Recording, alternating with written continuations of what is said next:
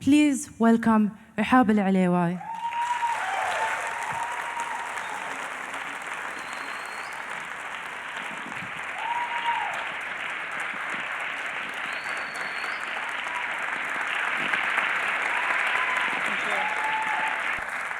Assalamu alaikum.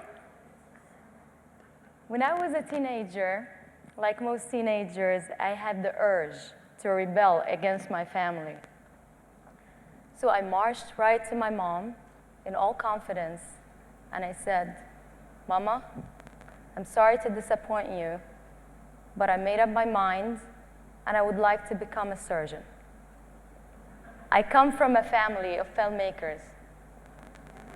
My mom looks at me, and she goes, "Surgeon, that's not a bad profession. I think you could do anything you want to." I knew she was using reverse psychology. And I knew it worked. So here I am. My first year in college, my dad made me promise him two things. The first one, that I will be the top of my class every single year. And at the last year, I'm gonna graduate with high honors. And the second promise, there will be no boys, no relationships, no engagements before I'm done with school. I made him the promise, and I thought if things got tough in the future, I'll just haggle my way out of it. I'm Egyptian. Few months after that, my dad passed away, and I had to keep my promise. On the last year, I graduated with high honors. And as for the second promise, it just happened because I didn't have time for it. At that moment, I thought, I'm free. I fulfilled my promise, and now I could go on, slacking. Little did I know, working hard became a part of who I am, and achieving the best in what I do became a part of my personality. I couldn't stop it. I worked a lot, and I traveled with my work, and I had a very professional and very good career, and I still do. You cannot hear me with this? No? Can you hear me? Okay. So I traveled, and I had a really good career. But the best part, the most fascinating part about my professional life is what happens behind the scenes. The people that I encountered, the relationship I had with my coworkers, the little moments that leave a deep impact in your heart. So please allow me to share some of those moments with you tonight. When I got my first break, I worked on a big production movie, and I had to learn the software. I've never heard about it before. So over the weekend, I took the manual. I studied the software very well. I went to the studio when no one was there. On a certain computer, I worked, and I did some work, and I wanted to impress my boss on Monday. So I walk on Monday, and on my station, I find this lady. Well, I didn't know how to network from one computer to the other at the time. And the lady had this look on her face like, do not mess with me. Don't even say hi to me or come close to me.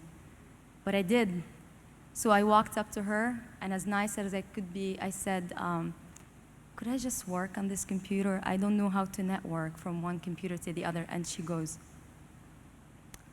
listen, honey, this is my beep computer, and no one is taking this station away from me, okay? At that moment, I had two choices. To my right was the exit door to the studio, and to my left was another room where I could go and do some other work. Every bit of me wanted to walk out to the right, but somehow, I just took a step to the left. After a little bit, I was sitting and working. She came up to me and she said, I'm sorry if I was rude. I just started a week ago, and I'm not young like you guys. You guys know more about computers. And I'm just scared, and I don't know how to network from one computer to the other. I said, me too. I don't know how to do it. She said, well, I'm really sorry. I said, no, don't worry about it. She said, how about some coffee? I said, how about some tea? And we had a really nice relationship at that moment. I travel, and I visit my family every now and then. And it was after September 11th. And coming back, I had a layover in New York. So I got randomly chosen for interrogation. I was actually randomly chosen because I came on a plane that was filled with Arabs. And a huge teddy bear just came out of a room, and he had this look on his face, like, I'm really trying to look mean, even though I'm not mean, but I'm really working hard on it. And I go, okay, if you want to interrogate me, I have 2 huge suitcases, so maybe you could give me a hand. And in the same mean look, he just grabs the 2 suitcases. And we go to this small room, and I'm sitting across from him. And he goes, so where did you come from? I said, from Cairo. Did you travel in Egypt? I said, a little bit. Where did you travel? Here and there. Okay, well, talk to me about your family. Mind you, I miss my family as soon as I say goodbye to them at the airport. I said, I don't want to talk about my family. And he goes, why? I said, just ask me some other questions. He goes, okay, what does your dad do? I said, no. How about we talk about anything else? He said, why? I said, well, you don't want me to cry right here, do you? He goes, no, I don't. And he just didn't know what to do. He said, okay, turn on your laptop. And I put the laptop in front of me. I said, just you do it.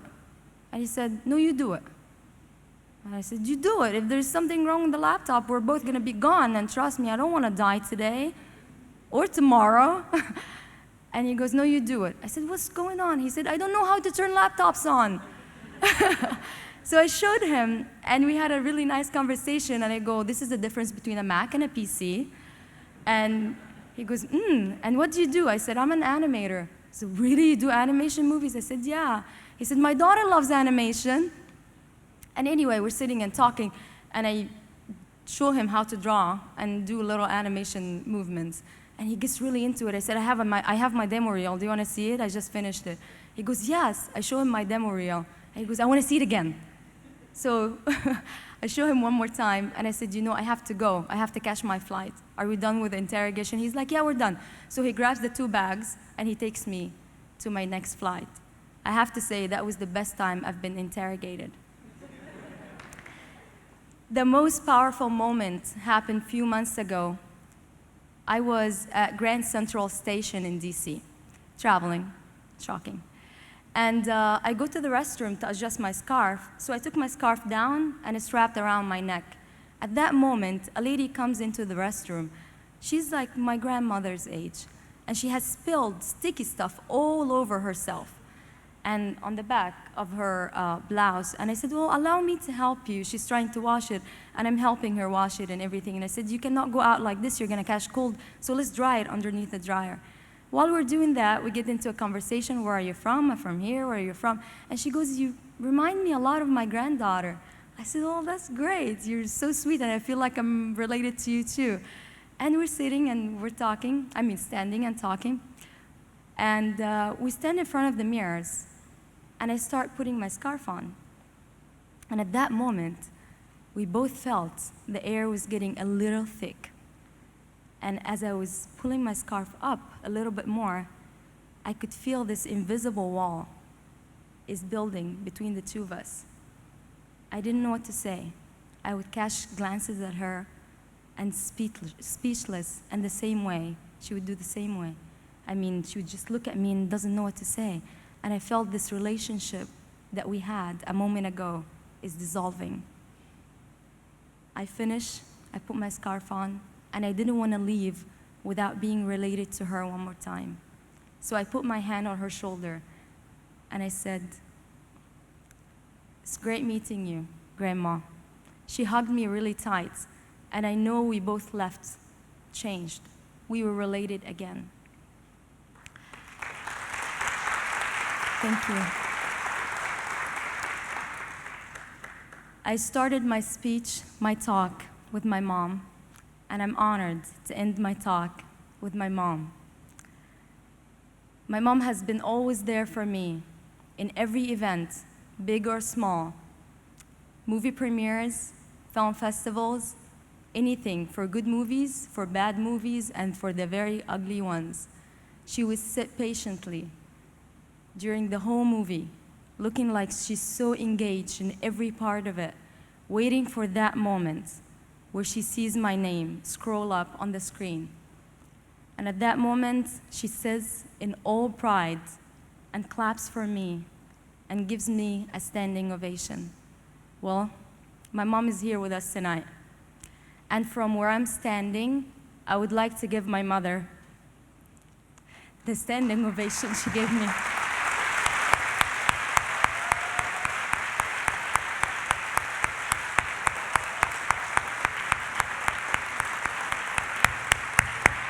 Thank you.